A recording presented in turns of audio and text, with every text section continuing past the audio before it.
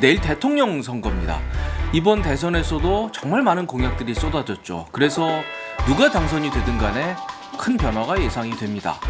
저희 채널에서 다루는 주요 주제가 바로 기초연금에 관련된 것인데요. 현재로서 당선이 유력한 두 후보가 이 기초연금과 관련해서 똑같은 공약을 내걸고 있는 상황입니다.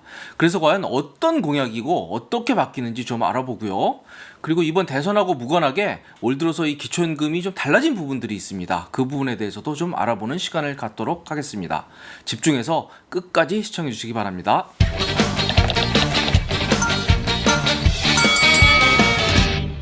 자, 기초연금의 중요성은 앞으로 더욱 커질 것입니다. 앞으로 기초연금이 늘어날 것이기 때문에 그렇습니다. 자, 언론 보도인데요. 내일 대선이죠. 바로 현재로선 당선이 유력한 이 두 후보가 똑같은 공약을 내걸고 있습니다. 현재 월 30만 원인 기초연금을 월 40만 원으로 올리겠다, 이렇게 똑같은 공약을 내걸고 있습니다. 현재 기초연금은 월 30만 원이 기본입니다. 그런데 올 들어서 조금 물가가 많이 올라서요. 올해는 월 30만 7,500원이 책정이 돼 있습니다. 그런데 이 공약이 현실화된다고 하면요, 이게 월 40만 원으로 오르게 됩니다. 국민연금과 별도로 이 자격만 된다고 하면은 월 40만 원씩 65세부터 평생 드린다는 것이 바로 기초연금입니다. 그리고 이건 자격만 되면 부부 각자 따로 드립니다. 물론 이때는 좀 감액이 되고요. 20%를 감액을 합니다. 그래서 현재 30만 원씩 탄다 그러면 20%를 감액을 해서 60만 원이 아니라 48만 원을 드리고 있는데요. 앞으로 이게 기초연금이 40만 원으로 늘어난다 그러면 부부가 해서 80만 원, 여기 20%를 감액을 한다고 해도 64만 원을 드리게 됩니다. 아, 정말 짭짤하죠. 64만 원. 그리고 이번 대선 공약에는 이 부부 동시에 받을 경우에 20% 감액하는 규정조차도 없애겠다, 이런 내용도 있습니다.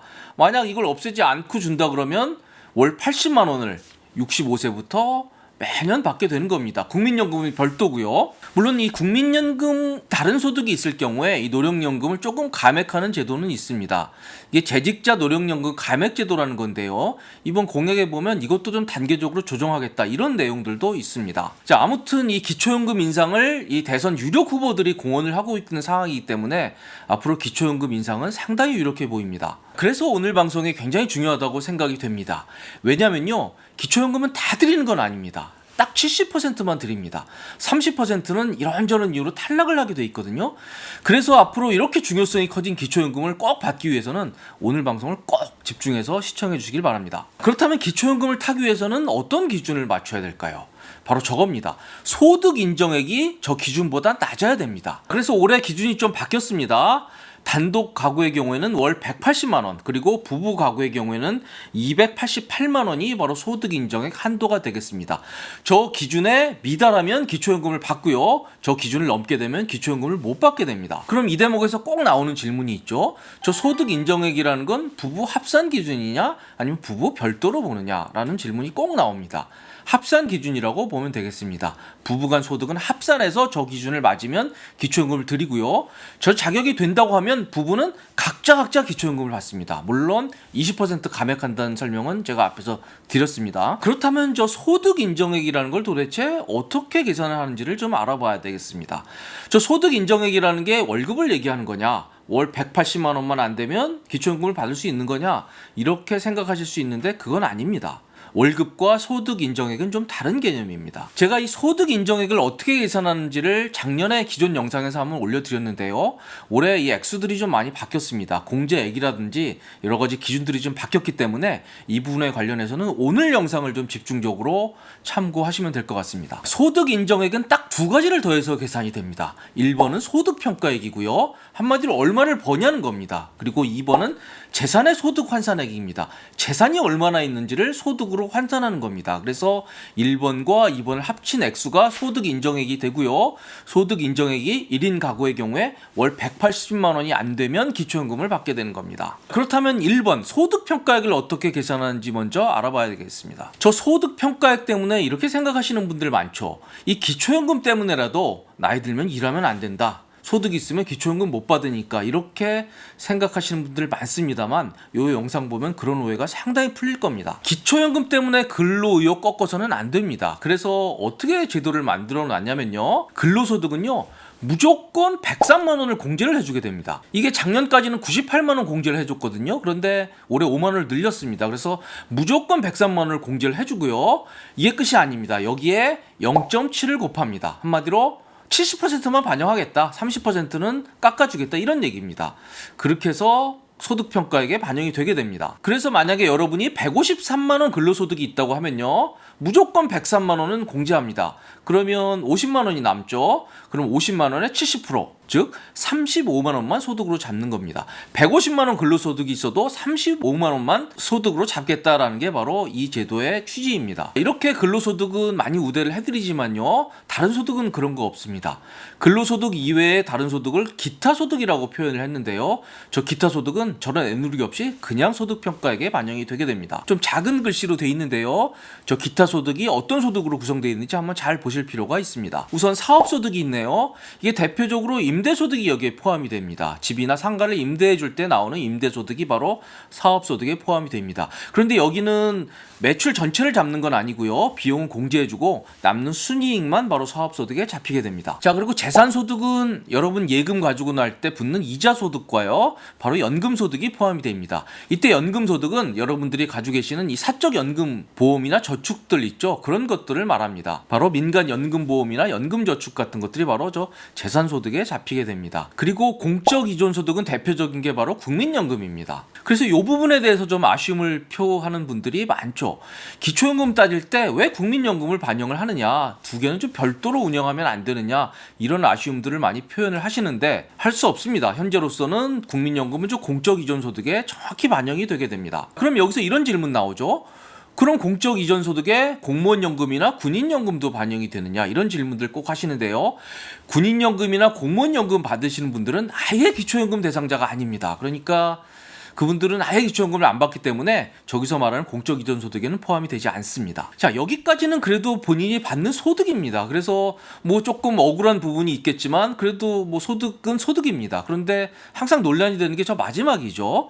무료 임차 소득이라는 겁니다. 이건 한마디로 나이가 들어서 자녀 집에서 공짜로 살 경우에 그것도 일부를 소득으로 반영을 한다는 얘기입니다. 그래서 요 제도 취지를 제가 정부에도 좀 물어봤는데요, 이게 은퇴 후에 본인 집에 사는 경우와 뭐 아들 집에 사는 경우를 차별하면 안 되기 때문에 어쩔 수 없이 이것도 일부 반영을 한다, 이렇게 설명을 하더라고요. 자, 아무튼 이 기초연금 자격 따질 때 이 무료 임차 소득은 굉장히 중요한 요소가 됩니다. 그런데 만약에 이 공짜로 사는 집이 공시지가 6억이 안 되면요, 그건 괜찮습니다. 그런데 이 공시가격이 6억이 넘는 순간 바로 이 무료 임차 소득이 소득에 반영이 됩니다. 그래서 6억이 넘는 자녀 집에 공짜로 살 경우에 그 집값의 0.78%를 바로 무료 임차 소득으로 잡게 됩니다. 한마디로 자녀 집에 공짜로 사니까 그 정도 소득은 있는 것으로 보겠다, 이런 취지가 되겠습니다. 연 0.78%입니다. 예를 들어서 공시가 10억 원 아파트에 공짜로 살게 되면요, 여기에 연 0.78%를 적용을 하니까요, 연 780만 원이 됩니다. 그래서 이걸 12로 나누면 65만 원이 되겠습니다. 저 표를 보시면요, 10억에 65만 원으로 적혀있는 게 바로 그런 의미입니다. 10억짜리 아파트에 공짜로 살 경우에 월 65만 원 소득은 있는 것으로 보겠다, 이런 얘기가 되겠습니다. 그래서 만약에 20억짜리 아파트에 공짜로 살 경우에는요, 월 소득을 무려 130만 원을 봅니다. 아까 1인 가구가 월 180만 원이 기준이기 때문에 50만 원밖에 이제 한도가 안 남은 셈이죠.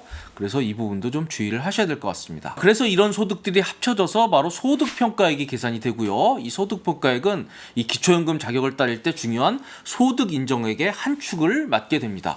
소득인정액은 소득평가액과 재산의 소득환산액으로 구성이 되기 때문에 그렇습니다. 자, 우리가 소득평가액을 어떻게 계산하는지 한번 연습 문제를 한번 간단히 풀어보고 넘어가겠습니다. 이 사례는 부부 가구 경우입니다. 남편은 월 200만 원 근로소득이 있네요. 그리고 30만 원씩, 월 30만 원씩 국민연금을 받고 있습니다. 그리고 아내는 150만 원 근로소득이 있네요. 국민연금은 따로 받고 있지 않고요. 와, 이 부부 참 훌륭합니다. 65세가 넘었음에도 200만 원, 150만 원, 부부가 합산해서 350만 원 근로소득이 있네요. 나이가 들어서도 이렇게 끝까지 일하는 모습이 참 보기가 좋습니다. 자, 그런데 여기서 기초연금 문제가 좀 생길 수 있겠죠. 월 350만 원이나 근로소득이 있으니 기초연금 못 받지 않을까, 이런 걱정이 드는데요. 하지만 따져보면 안 그렇습니다. 자, 왜 그러냐면 이 막대한 공제 때문에 그렇습니다. 남편이건 아내건 무조건 근로소득에서 103만 원씩은 공제를 해주게 돼 있습니다. 그리고 여기에 0.7을 곱합니다. 그리고 여기에 국민연금 그냥 더하고요. 이렇게 해서 계산을 해보니까 이분들의 소득평가액은 130만 원 정도가 나옵니다. 월 350만 원 근로소득이 있는데 이 소득평가액은 월 130만 원이라는 얘기입니다. 물론 재산도 따져봐야겠지만요. 아까 부부가구 기초연금의 자격이 월 288만 원이었거든요. 근데 130만 원밖에 소득평가액이 안 되기 때문에 아직 한참 남습니다. 그래서 재산이 아주 많지 않은 한 이분들은 일을 함에도 불구하고 기초연금을 받을 가능성이 매우 큽니다. 자, 아무튼 이 기초연금 때문에 일을 안 하는 것은 결코 바람직하지 않다라는 설명을 이 사례가 다시 한번 확인을 시켜주고 있습니다. 저희는 지금까지 소득 인정액을 계산하기 위한 1번 항목 소득평가의 계산 방법에 대해서 자세히 알아봤는데요. 이제 두 번째, 바로 재산의 소득 환산액을 어떻게 계산하는지를 좀 알아봐야겠습니다. 이건 한마디로 재산이 얼마나 있냐 그걸 계산하는 겁니다. 자, 어렵게 생각하실 필요 없고요. 저 공식을 보면 쉽게 이해가 되실 겁니다. 일반 재산은 아마 대부분이 본인이 가진 집 얘기하는 겁니다. 집이나 아파트 같은 것들이요. 그런데 최근 몇 년 사이에 이 집값이 많이 올랐죠. 그래서 이 기초연금 따질 때도 좀 더 주의를 기울여야 됩니다. 하지만 저 집값을 다 반영하는 건 아니고요. 저 일반 재산에서 저 기본 재산액 1이라고 하는 공제를 빼주게 됩니다. 자, 그래서 지역별로 다른 공제 액수는 제가 요 자막에 좀 달아드리도록 하겠습니다. 바로 집값에서 지역에 따라서 요 정도 공제를 해준다 이렇게 생각을 하면 되고요. 그리고 금융재산은 뭐 지역별로 차등을 둘 수 없으니까요. 일괄적으로 2천만 원을 공제를 해드립니다. 그리고 중요한 건요. 이런 재산에서 기본적으로 부채는 빼고 나머지 순자산만 재산으로 잡습니다. 예를 들어서 아파트 10억짜리를 가지고 있지만 대출이 2억 원이 있다 그러면 2억은 빼고 8억만 재산으로 잡는 겁니다. 뭐 당연합니다. 그래서 이렇게 계산한 재산을 뭐 그대로 더하면 안 되겠죠. 이 재산을 소득 환산율로 곱하게 됩니다. 이게 연 4%입니다. 그래서 저를 공제한 아파트 같은 것들에 대해서 연 4%를 적용하고요. 그걸 월로 나누기 위해서 나누기 12를 하면 소득 환산액이 계산이 되게 됩니다. 그래서 뭐 너무 걱정을 안 하셔도 되는 게요. 이 재산, 아파트도 있고 금융재산이 있다고 하더라도 부채는 다 빼주고 그리고 4%만 적용하고 나머지 나누기 12를 하기 때문에 너무 지나친 걱정은 안 하셔도 됩니다. 자, 하지만 정말 무서운 게 저 마지막입니다. 고급 자동차와 회원권의 가액입니다. 저거는요. 뭐 공제해 주는 거 없고요. 뭐 연 4%만 적용하는 거 없고요. 나누기 12 하는 거 없습니다. 그냥 가액 자체를 그냥 더해 버립니다. 그래서 저기에 해당된다 그러면 솔직히 기초연금 어렵습니다. 정말 주의를 하셔야 됩니다. 한마디로 이 고급 자동차나 휘트니스 회원권 같은 거 있는 분들은 기초연금 자격 대상을 아예 빼버리겠다. 이런 생각이 되겠습니다. 그렇다면 고급 자동차는 뭐죠? 수입 자동차 얘기하는 걸까요? 아닙니다. 3000cc가 넘거나 혹은 4천만 원이 넘는 자동차면 고급 자동차로 잡습니다. 그래서 배기량 3000cc 넘는 큰 차는 정말 조심하셔야 되고요. 그리고 차량 가액 4천만 원 이건 구입할 당시 기준이냐? 그건 아닙니다. 감가상각을 반영해서 현존하는 가치 기준으로 4천만 원이 넘으면 그건 고급 자동차로 분류가 됩니다. 그래서 65세 앞두고 이 큰 차를 작은 차로 바꾸거나 혹은 자기가 차든 차를 리스로 돌리거나 하는 분들 계신데요. 바로 저것 때문에 그렇습니다. 자, 하지만 이게 경우에 따라서는 좀 가혹할 수가 있습니다. 그래서 예외도 좀 두고 있는데요. 배기량이 3000cc가 넘거나 혹은 4천만 원이 넘는다 하더라도 이게 10년 이상 탄 승용차거나 혹은 생업을 위한 자동차면 그거는 저 마지막 항목에 넣지는 않습니다. 그렇다고 저걸 재산으로 안 보는 건 아니고요. 바로 아파트 같은 저 일반 재산으로 봅니다. 그래서 연 4% 적용하고 나누기 12 하는 그런 과정을 거쳐서 그래서 재산의 소득 환산액을 계산을 하게 됩니다. 자, 그리고 아주 중요한 부분이 또 여기 있습니다. 기초연금 자격을 따지는 건 65세 때 따집니다. 이 65세 때 자격 심사를 앞두고 본인의 재산 때문에 기초연금을 못 받게 생겼으니까 이걸 자녀에게 재산을 증여하는 분들이 있습니다. 자, 그런 경우에 명의가 바뀌었기 때문에 이 본인 재산이 아닌 게 될 것이다 이렇게 생각하시는데요. 기초연금에서는 이렇게 증여한 재산도 기본적으로 본인 재산으로 봅니다. 본인 재산으로 보고 거기서 매년 자연소비분 정도만 빼주는 과정을 거치게 됩니다. 그런데 이 자연소비분이 올해 조금 늘어났습니다. 그래서 단독 가구의 경우에는 월 209만 원 그리고 부부 가구의 경우에는 월 256만 원을 자연소비분으로 인정을 해줍니다. 한마디로 이 정도는 매월 써서 재산이 없어지고 있다 이렇게 가정을 하는 겁니다. 그래서 이 자연 소비분을 감안해서 이 증여재산이 언제 다 완전히 재산 가치가 없어지느냐라는 걸 계산한 표입니다. 저게 작년 기준으로 만든 표기 때문에 올해 조금 바뀔 수가 있습니다. 자연 소비분이 좀 늘어났기 때문에 저 개월수가 한 달 정도 줄어들 수는 있는데요. 대체적으로 맞는 표라고 보시면 되겠습니다. 만약에 기초연금 심사를 앞두고 1억 원을 자녀에게 증여했다고 하면요, 매월 자연 소비분만 인정해주기 때문에 4년 2개월이 지나면 1억 원 증여 재산이 다 없어지는 것으로 그렇게 봅니다. 한마디로 증여를 하려고 그러면 1억 원은 4년 2개월보다 그 이전에 증여를 해야 이게 기초연금 심사에 반영이 안 된다, 이렇게 보시면 되겠습니다. 만약 5억을 증여한다 그러면요, 단독 가구 기준으로 무려 20년 9개월이 지나야 저 5억은 없어진 것으로 그렇게 봐주는 겁니다. 따라서 이 기초연금 자격심사를 앞두고 이 재산을 급히 자녀에게 증여하는 것은 결코 현명하지 못한 것이다, 이런 의미를 담고 있습니다. 그리고 더 중요한 건 지금부터입니다. 자, 65세가 되면 정부가 알아서 기초연금을 드리느냐? 그건 아닙니다. 본인이 꼭 신청을 하셔야 됩니다. 정부가 그냥 자동으로 통장에 돈 꽂아드리는 거 아니고요. 그래서 올해 만 65세에 도달한 분들이 1957년생 분들입니다. 그래서 이분들은 본인이 생일이 속하기 한 달 전쯤에 바로 이 주민센터나 아니면 국민연금공단에 전화를 하셔서 본인의 기초연금을 신청을 하시면 되겠습니다. 저희는 지금까지 이번 대선 유력 후보들이 일제히 공약으로 내걸고 있는 이 기초연금 인상과 올 들어서 바뀌는 이 기초연금 관련된 부분을 자세히 알아봤습니다. 지금까지 도움이 되셨다면 구독, 좋아요 꼭 부탁드리겠습니다. 감사합니다.